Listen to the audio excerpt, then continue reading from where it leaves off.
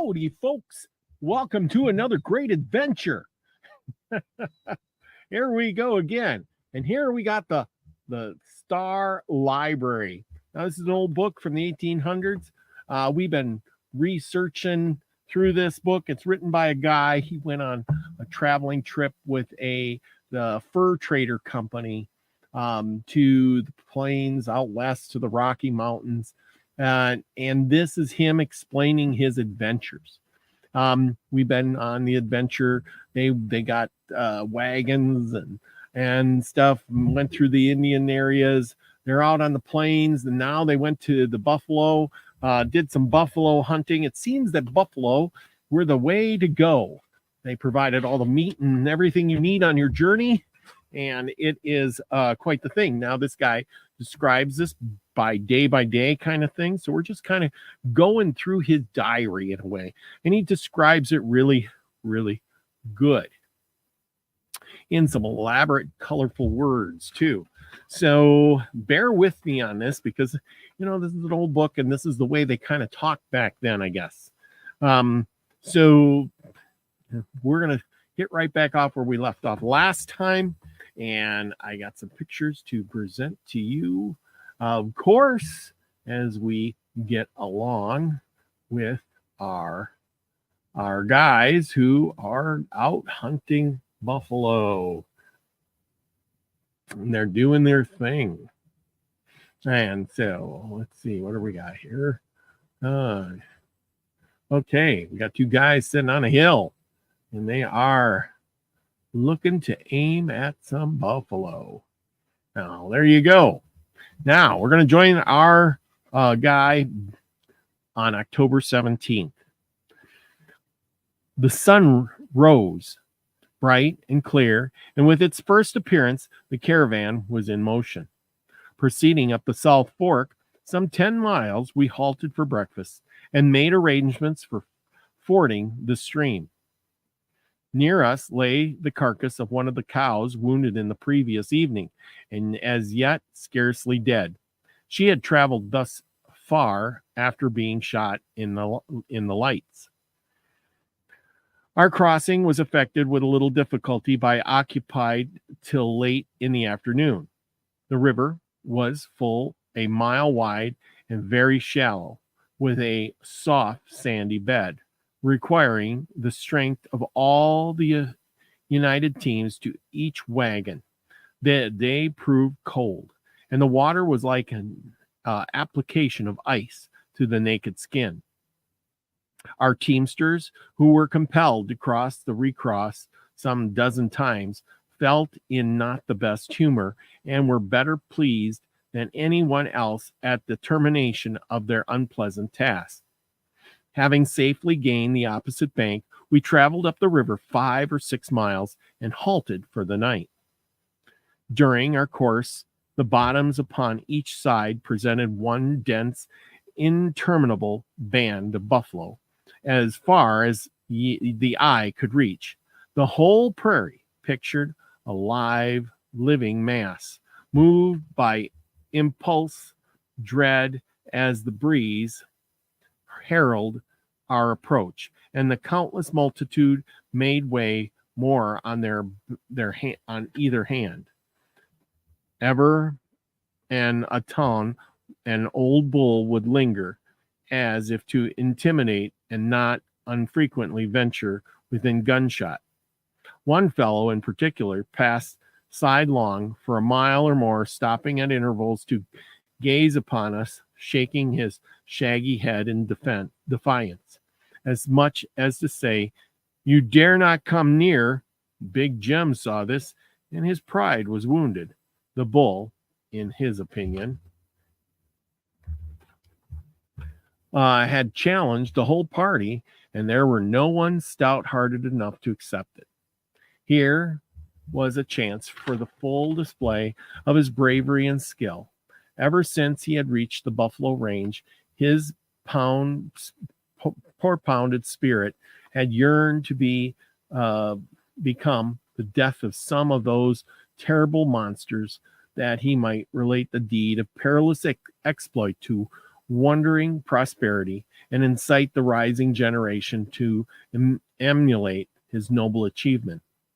But at last, the fadeness laurels he might otherwise have won, in an evil hour his rifle had been sacrificed, or extermination of a huge venomous serpent. He did the deed at one fell blow, brave with unfortunate, yet he had one consolation amid his troubles. No victory is ever gained without some loss to the conquerors. Still, he needed his gun, for without it he was to avenge the foul insult. The savage beast of the prairie was even now hurtling in the very face of the shrinking crowd. Sometimes must be done. With these contingents, an idea struck him.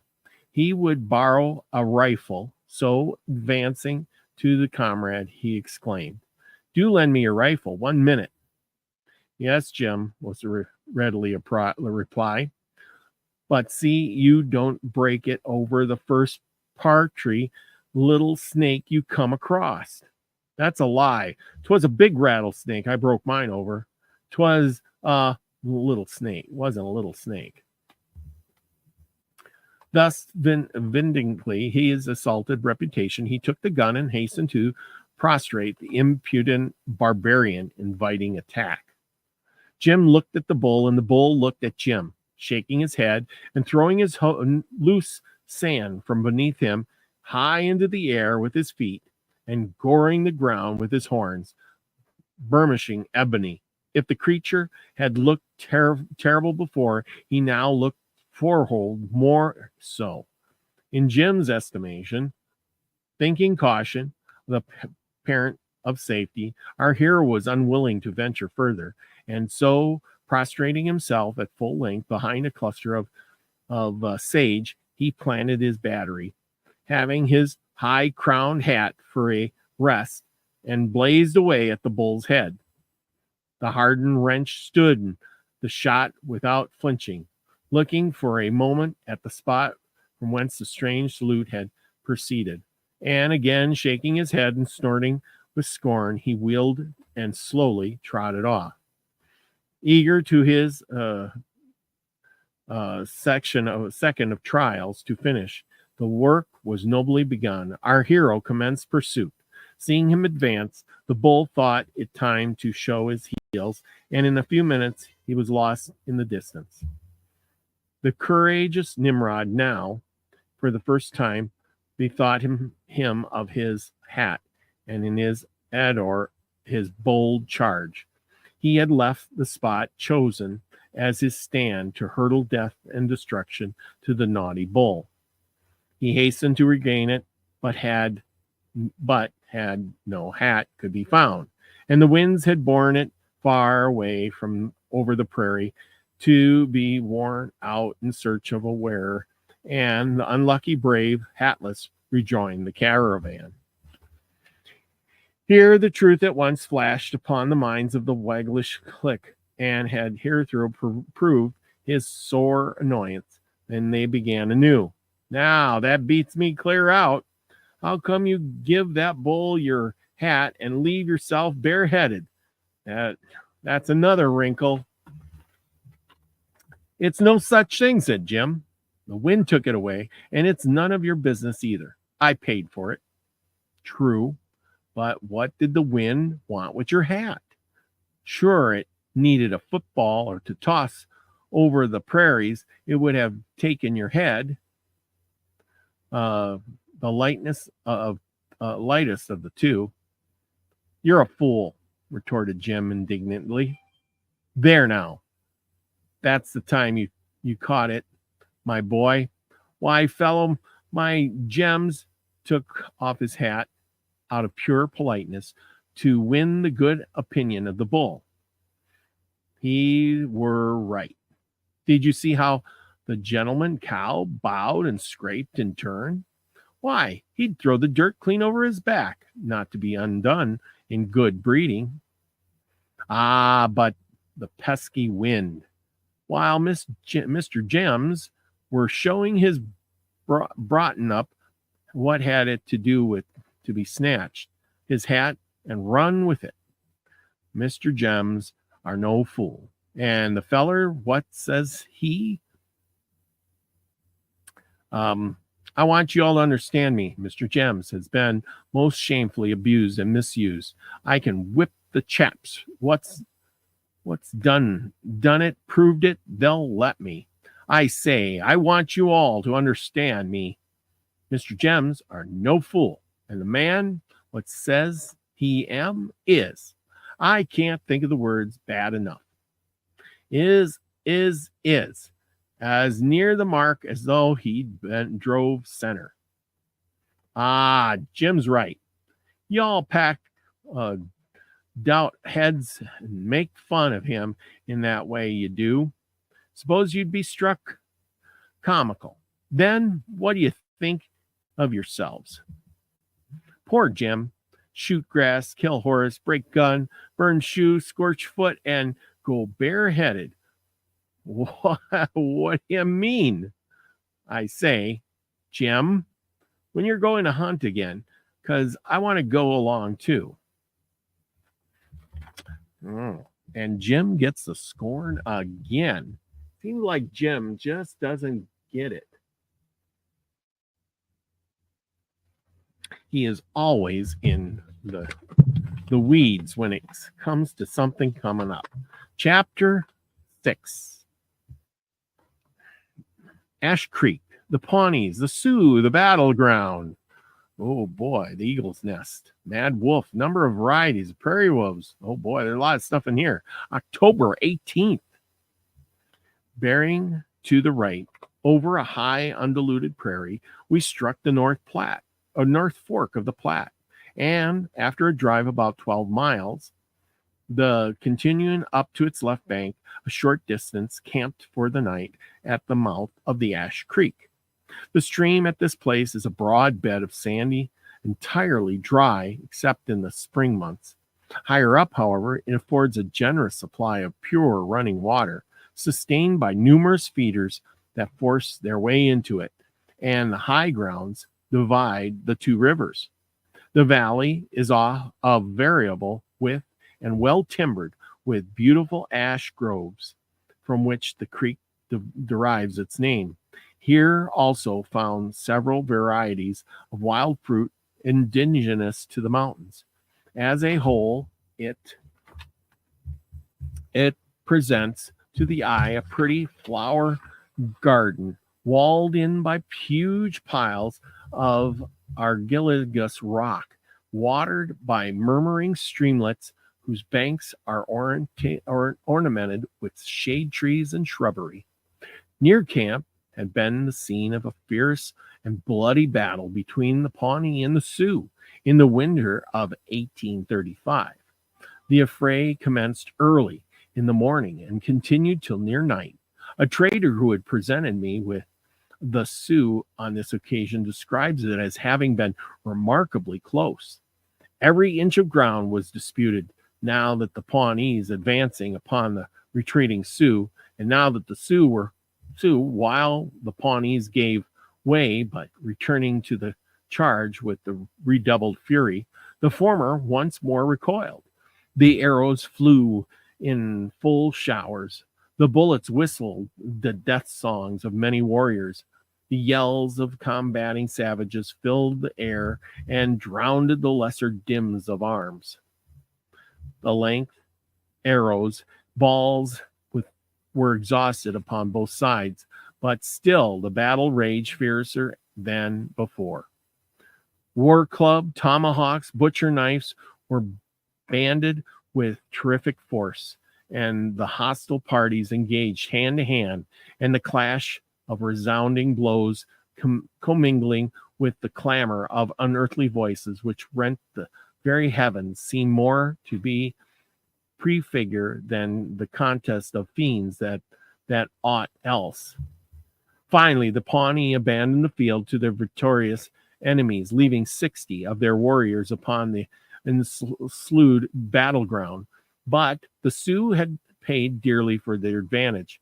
45 of their bravest men lay mingled with the slain. The defeated parties were pursued only a short distance and then permitted to return without further molestation to their village at the forks of the Platte. This disaster so completely disheartened the Pawnees, they immediately abandoned their station and moved down the river some 400 miles. Nor have they again ventured so high up unless the strong war parties are amongst the strong war parties.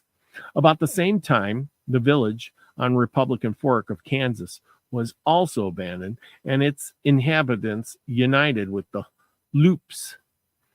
The evidence of this cruel death harvest were yet scattered over the prairie, whose bones and skulls looked sad indeed. One of the latter was noticed near camp, with a huge wasp nest occupying the vacuum once filled by the subtle organs and intellect. Strange tenant truly of a human skull, but perhaps not an unfit antitype of fierce passions that whittled claimed as they dwelt or their dwelling place. A specimen of breadroot. Let's change this. Ooh, there's a good one. A specimen of breadroot was procured from the creek bank by one of the voyeurs. This was a very common in the vicinity of the mountains and attains a size of 20 to 30 inches in circumference. It is a tap-rooted and generally preferred the rich sandy soil of bottoms and ravines, not unfrequently penetrating to the depth of 5 or 6 feet. In shape, it is much like a common beet. Its exterior is covered with thick legume or tough fibers, curiously interwoven, enveloping a white, plumpy substance, which is very sweet and pleasantly tasty. The day followed, we proceeded some 20 miles and camped at a place called the Eagle's Nest.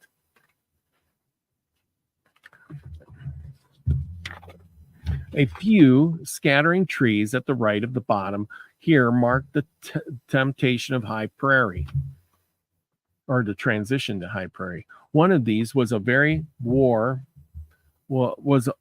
war eagle's array, upon which she rears her annual brood and teaches it to soar far away or levy tribute to the surrounding wilderness. The proud bird of Jove, Waived, sailing aloft in silent majesty, almost lost to vision in a long space of intervening blue that told the grandeur of her flight, and tingled with the purple and gold of the setting sun. She seemed looking down with a jealous eye upon the unwonted invaders of her earthly home.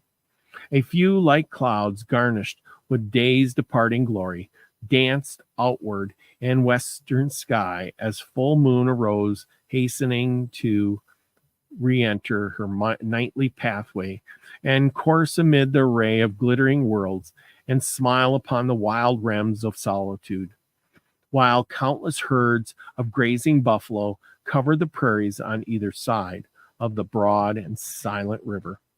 The naught met the listening ear, save the dulcet hooting of this midnight owl, as she resumed her nocturnal deity to enhance the deep melancholy of loneliness, or the shrill whistlings of the prairie winds as they sported in mirth and chanted their relictions to the dying year, or the terrific bellowings of the hoarse-toned bison, the softening cascade of whose voices sounded terribly mournful as it swept far along, became lost in the distance, or yet dismal howlings in the half-starved wolves that gathered by the scores upon every hilltop and renewed in more piteous accents and ceaseless concert All these united to invest the scene, so magnificent in itself, with a savage wildness, at once in sight of terror and admiration. In our progress during the day, I remarked at frequent intervals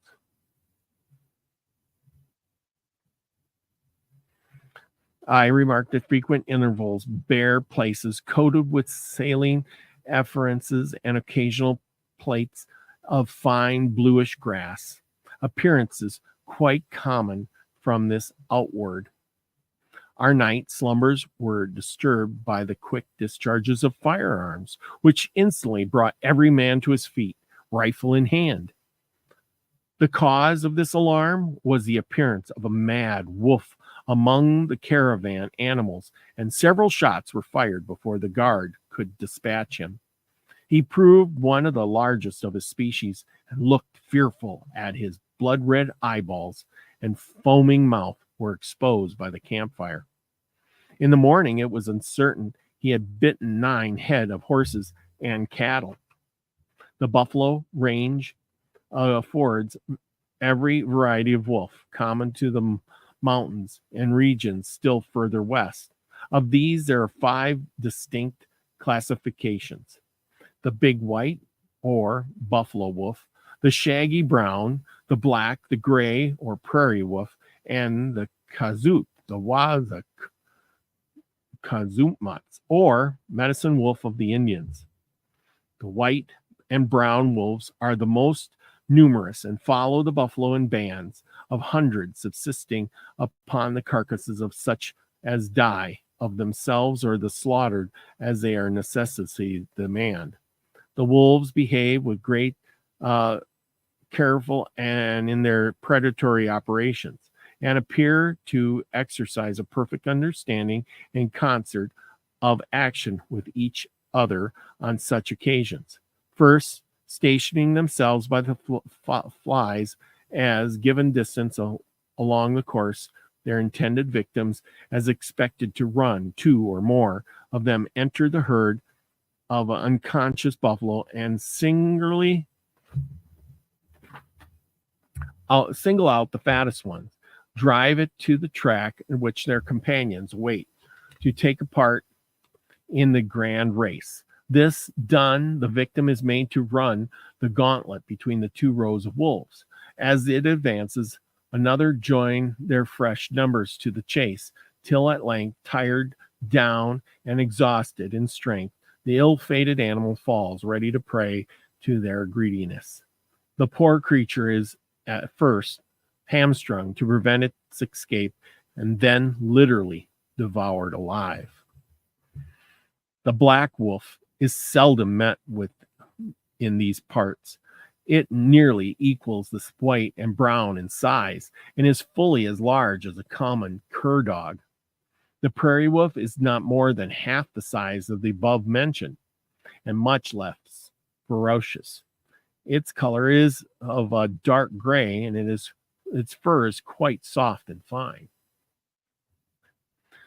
The coyote or medicine wolf compares to the common feces and is a grayish color, much like that of the wild rabbit of the States. Its fur is fine and thick, might be turned to good account for the same manufacture of caps and muffs.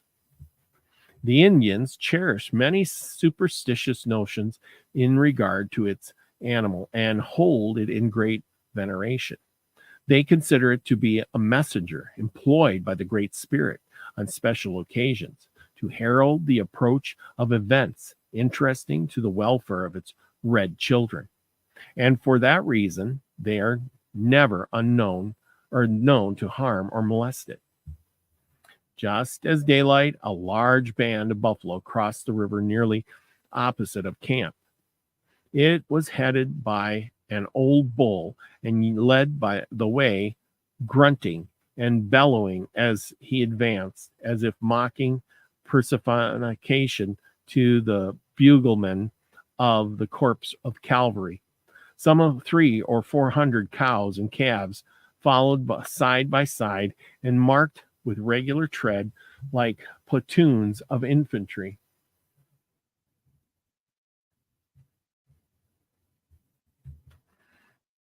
marching in a setup to the music presented by a truly commercial exhibition. The Voyager seizes his rifle and saluted to the contents this musical master and captain general of the advancing army.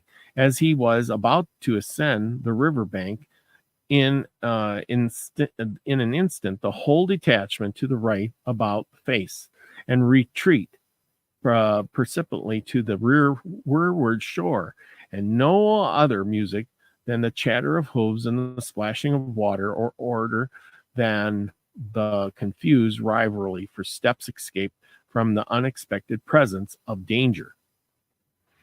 October 20th. Resuming our course during the forenoon, the strange deportment of a buffalo bull near the trail arrested attention. He was running in a circle at the height of his speed and narrowing in its sphere in each gyration. Several of us rode out to him, but he still continued, with frothing mouth and protruding tongue, swollen to the utmost attention of his yaws, rolling eyeballs, his globes of clotted gores, and his bellowing for pain followed the fast decreasing limits of his strange course, regardless of our presence. He soon commenced whirling around and faltering, half stumbling steps, and finally fell prostrate before us, apparently in his last moral agony. In vain he struggled to rise, while his tongue bled from between his jaws, chafed in fruitless effort to close them, and his head, keeping time with the conclusive throes of his fast waning strength, tore up the prairie sod, and lashing the ground in a mad fury of effort. The spectacle was one of the most striking exhibitions of excruciating pain I have ever witnessed. Even the rough mountaineers were excited to pity and gladly alleviate his miseries by hastening his end. A friendly bullet put a period to his suffering and placed him far beyond the reach of summer's heat and winter's cold. Mad wolves and all their inexpressible horrors and hydropia. At our noon encampment, we commenced the process of making meat, predatory to passing a long distance devoid of game, and as the reader may be anxious to know what kind of operation this is, I will explain. It consists simply of cutting into thin slices of boneless paria or buffalo or other meat and drying them in the wind or sun. Meat thus cured may be preserved for years without salt. Ropes of raw hide were stretched around the wagons, upon which the results of our labor were left to the finishing effects of the wind and the sun as we proceeded, thus making an important saying in the terms of time. It is astonishing how long a time fresh meat may be kept without injury upon the grand prairies in drying weather, when it receives the free access of air. Some of that killed on our first arrival among the buffalo was yet hanging in the wagons, as sweet and sound as ever. I have known it to be preserved in this way for 10 or even 12 days in the heart of summer. Meat packed in snow while in a frozen state may be retained fresh for months without injury. I have known an instance of it being thus kept from January till June. The air is so pure and dry, it requires but little effort to preserve meat, and any relinquished length of time, almost at any season of the year. Our hunter, having proceeded in advance of the wagons during the afternoon, was overtaken about sundown at a place selected for night camp, which he had ornamented with the carcasses of 3 cows, and there again was soon witness another display of rare feasting, such as mountaineers alone know how to appreciate and enjoy. The night proved cold and uncomfortable, and the bright, glowing campfires presented most captivating inducements to the shivering sentinels as they placed their dreary rounds to step within the cheering influence. Big Jim, who was one on the third relief, thought it too bad he should be compelled to suffer so much from the cold, while a nice warm fire was permitted to waste its kind heat among the bleak air of night without as much as one to enjoy its benefits. No, it would not do. While maintenance, I just as well stand guard at the fire as elsewhere. I'm sure I'll stand this time and not lay as I did before. And then there'll be no danger of falling asleep and burning oneself, nor they have the chance to wit me about lying guard and burning shins. I'll head 'em up this time, and they won't know the difference.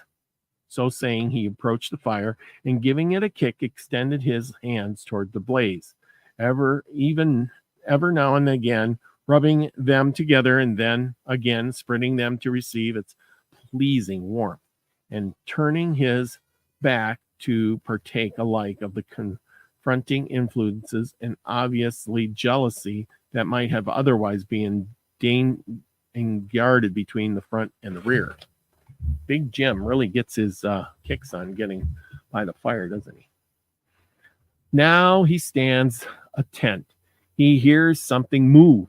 He stretches himself out his full length on tippy toe and gazes at the black envelope of sound surrounding night, made doubly secure in contrast with the reglance of a campfire. How dark has it grown? Said Jim. What can it be? Wonder if it's Indians. Whoa, it's something, but the wind. Bless me, I can't see the use of a poor devil's standing guard on such a dark night as this. Stepping backward, still near the fire. He can't see nothing if he does. Way, what is it smells so? Good gracious, how hot my back is. The mystery of Jim's present predicament is easily explained. The skirts of his jeans coat have come in contact with the wind-tossed flames, caught fire, and were burning to the shoulders before he was aware of the accident. The garment was rendered entirely useless, and even his pantaloons were burnt to his skin in several places. Jim began to think it as bad to stand as to lay guard, and concluded that if the two fire was more dangerous than Indians. For one thing was certain, that the Indians had never yet injured him, but he could not say as much for fire. In the morning, as many be supposed, our hero's last mishap was the prolific subject of comment, and the wags were promptly at the alert of amusement themselves, still further at his expense. Say, would you believe it? That's the way Jim hit upon to shine in the crowd. He burns up his old coat to make a light. Ah, ha, ha, ha. So he means to shine by the light of his old clothes and come it over us an underhand manner? Jim, that'll never do. I tell you once and for all. Wonder if he won't burn up himself next. He? No, he's too green, sappy to burn himself, and so he takes his old clothes. Poor Jim, shoot grass, kill horse, break gun, burn shoe, scorch foot, lose hat, stick coat, in him fire. Poor fellow, no can do without Jim. No how. The third day succeeded the last mentioned adventure. We passed a stream called by the Indians as Trader Johnson's Creek, in memory of the man that name who had murdered in the vicinity several years since by the Indians. He was a missionary on his way to Oregon with a party headed by one John Gray, As they were about to raise camp one morning, a band of Yanktu Sioux came charging over the hills, and preparations were made to resist them. Such a course Mr. Johnson felt scrupulous of acceding to and stoutly protested against it, affirming it to be wrong. As the savages approached, the ill-fated man stepped forward to meet them unarmed despite the remonstrance of his comrades, imagining the Indians would not kill him, as if he was a missionary and had come to do them good. They, however, proved, regardless of him or his intent, good, and he fell victim of their own foolish credulity. 3 Indians fell in on conflict with that ensued, and he and they filled the same grave. And we're going to end right there. Next one is October 24th. We're making it right through this month, I tell you. October is a long month. People are dying. Big Jim's getting his clothes all burnt up. I tell you, he is just having one big grand time. If it wasn't for Big Jim, they probably wouldn't have any entertainment. Just eating buffalo and running around. So with that, everyone, thank you for joining me on this book read. It's kind of adventurous. It kind of really gives you a good detail of, what they had to go through. They're eating buffalo meat, dried buffalo meat. Don't just dry it and keep it. It keeps for months. And when it gets cold out, we pack it in snow and it just keeps for months. Gotta wonder, I go buy beef from the store and in, a week it starts to get kind of brownish. I don't know if that's a good thing or bad. I wonder if buffalo does that. Maybe buffalo doesn't. Who knows? But either way, better cook it good because, nowadays we'd probably just kick the bucket. Spoiled meat. Well, anyway, they dried it, cut it into little strips, and so we learned something. We learned in this book how to skin a buffalo, flip it upside down from the head to the butt, and then flip it back over and do the same. Anyway, we learned a lot of things. We learned that most of these creeks and riverbanks or whatever they were crossing were named after people who probably just got killed there by some unfortunate reason.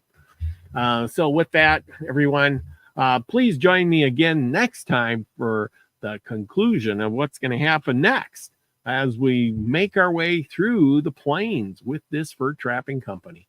Okay, everybody, thank you. Remember, go out and be the frequency you want to receive, everyone. Love you.